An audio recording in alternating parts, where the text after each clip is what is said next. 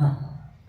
नमस्कार, मैं अंकित चंद्रवंशी आज आपके लिए लेकर आया हूँ एक नया मुद्दा जिसके ऊपर आज बहुत बहस चल रही है। वो है अतिथि को लेकर, आरक्षण को लेकर, अतिथि शिक्षकों को 50% आरक्षण कर लेकर। अतिथि शिक्षकों को आप लोगों को पता होगा, एक न्यूज चल रही है जिसमें अतिथि शिक्षकों को 50% आरक्षण दे दिया गया है। एक राजपत्र जारी हुआ है, उसमें अतिथि शिक्षक जो है हमारे, उनको जो अतिथि शिक्षक 3 वर्ष से कार्यरत या कुछ उन्होंने दिनों की वो दिए, इतने दिनों तक यदि वो अतिथि शिक्षक रहे हैं या स्कूलों में इतने दिनों तक उन्हें कार्य दिवस तक पढ़ाया है, तो उन लोगों को 50% जो भी अभी अपनी वैकेंसी आई हुई है, वर्ग 2 है, वर्ग 1 है, वर्ग 3 की वैकेंसी आई है, उसमें 50% आरक्षण दे दिया गया है। तो ये कहां तक सही है और कहां तक गलत है, इसकी हम चर्चा, आपको थोड़ी सी चर्चा हम करेंगे। तो जो भी मैं बता रहा हूं, जैसे थंबनेल में आप लोग देख रहे हैं, अतिथि को आरक्षण, गैर अतिथियों के साथ कैसा अन्याय, 50% आरक्षण हटाओ, कि इनको 50% आरक्षण दे तो दिया गया है। जैसा कि आप सभी को पता है कि पहले 2023 में सरकार ने पात्रता परीक्षा ले ली, फिर अटकलें बढ़ती गई, अटकने चलती गई, धीरे धीरे इसकी जो मेंस की उस डेट उसको बढ़ा दिया गया, चयन परीक्षा की डेट को बढ़ा दिया गया, फिर थोड़ा सा बढ़ाया, फिर बढ़ाया, फिर अब एकदम से एक राजपत्र आता है, उसमें अचानक आरक्षण की बात कर दी जाती है कि 50% आरक्षण आपको अतिथि शिक्षकों को दे दिया गया है। तो ये कहां तक सही है? जो गैर अतिथि शिक्षक है, जो हमारे गैर अतिथि शिक्षक है, उनके साथ दुर्व्यवहार क्यों हो रहा है?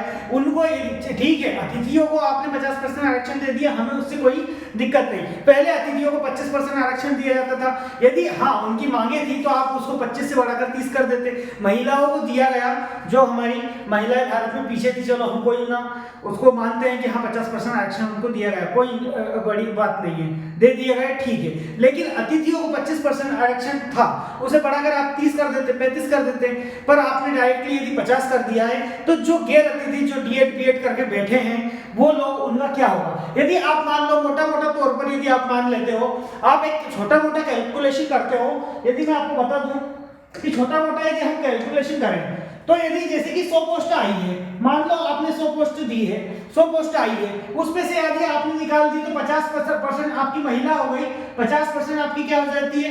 महिला हो जाती है। अब उसका 50% महिला हो जाती है, उसके बाद 50% आप अतिथियों को निकाल दोगे। यदि ये सब हो जाता है, मान लो 50% पे आप अतिथियों को निकाल देंगे, तो आप बचेगी कितनी? और 10% भूतपूर्व सैनिक वगैरह को दे देते हैं, तो बचती कितनी? 40। अब इनको कितनी सी वैकेंसी बची? आप खुद ही बताइए, कितनी सी वैकेंसी बची? इसमें आप जो डीएड बीएड कर रहे हैं वो युवा क्या करेंगे? बताइए आप क्या करेंगे?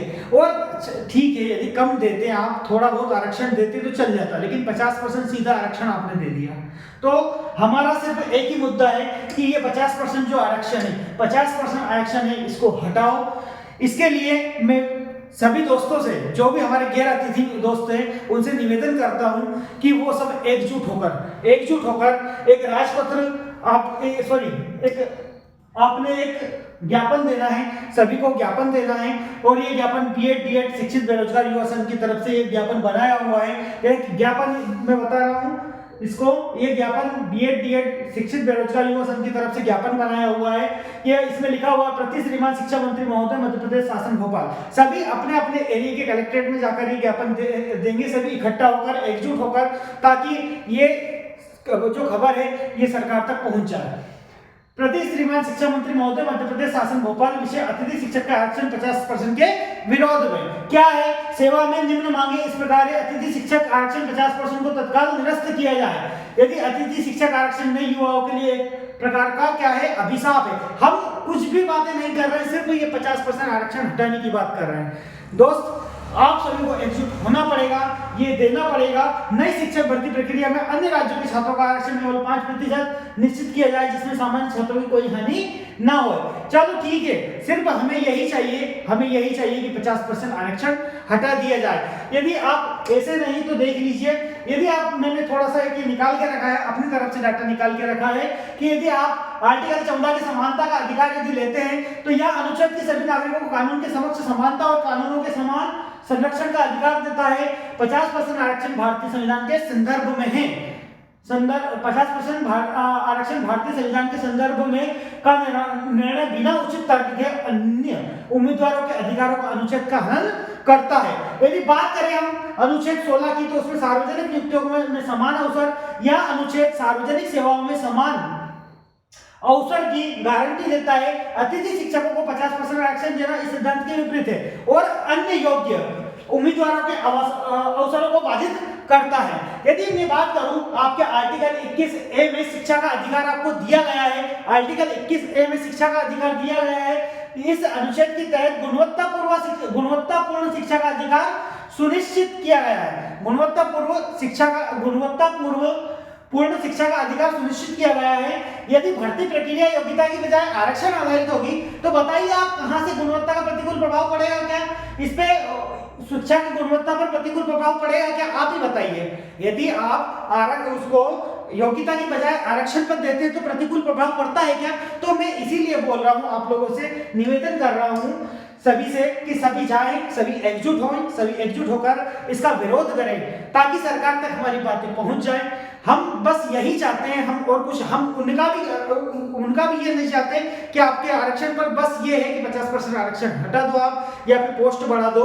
50% आरक्षण कम से कम हमारे जो ये युवा है, हमारे गैर अतिथि है, इनका थोड़ा सा ध्यान रखिए। आप थोड़ा सा इनका ध्यान रखिए कि ये क्या करेंगे। यदि आप लोगों को ये भी पता है कि जो चलो ठीक है, कुछ तो ठीक है, लेकिन कुछ अतिथि विद्वान हमारे अतिथि जो थे, तो जो कुछ अतिथि थे हमारे अतिथि थे, आप लोगों को पता है कि ये इस बार ही ऑनलाइन हुआ है। अतिथियों का जो भी हुआ था वो इस बार ही ऑनलाइन हुआ है। इससे पिछले 3 साल में हम जाएं और इस बार के आप लोगों के नहीं, पिछले 3 साल में हम जाएं तो क्या ये पूरी पारदर्शिता के साथ अतिथि की जो पोस्टिंग हुई थी वो पूरी पारदर्शिता के साथ हुई थी? आपको भी पता है, ये तो सभी को पता है कि पूरी पारदर्शिता के साथ हुई थी या नहीं थी, क्योंकि ऑफलाइन रखते थे, सभी अपने अपने को रख लेते थे और उसमें जहां भी जो एग्जिस्ट हो रहा है वो हो रहा था, तो वो पहले हो गए थे।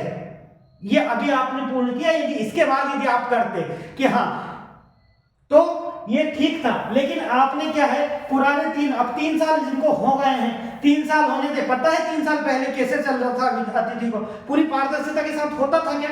नहीं होता था।